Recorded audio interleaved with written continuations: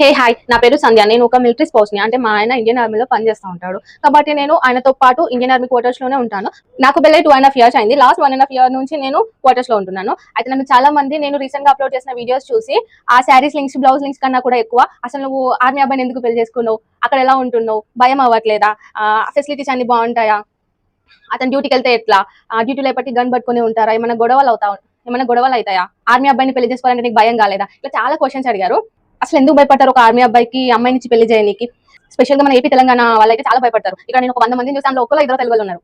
అసలు ఎందుకు భయపడతారు, ఎందుకు ఎవరో అంత భయపడాల్సిన విషయం ఏముంది? అసలు భయపడాలా, భయపడద్దా, బాధపడాల్సిన విషయాలు ఏంటి? మాకు ఇక్కడ ఫెసిలిటీస్ ఏముంటాయి, ఇబ్బంది పడాల్సిన విషయం ఏముంటది, ఫ్యామిలీకి దూరంగా ఎలా ఉంటాం, నాకు చిన్న బాబు ఉన్నాడు, ఆ బాబుని పట్టుకుని నేను ఇక్కడ సర్వైవ్ అవ్వగలనా, మా సరౌండింగ్స్ ఎలా ఉంటాయి, మా ఫెసిలిటీస్ ఏముంటాయి, మాకు రేషన్ ఎట్లా వస్తుంది, వెజ్జీస్, మాకు హాలిడేస్ ఉంటాయా ఉండయా?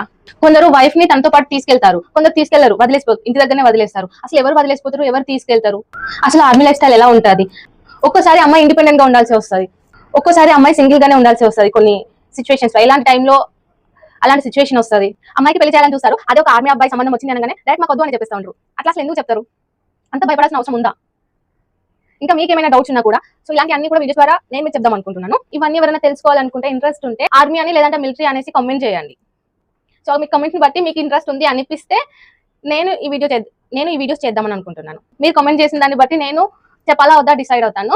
ఎవరికైనా ఇంట్రెస్ట్ ఉంటే మాత్రం ఖచ్చితంగా ఆర్మీ అని లేదా మిలిటరీ అని అయితే కామెంట్ చేయండి. ఇక ఈ వీడియో అంతే. Tata, by by.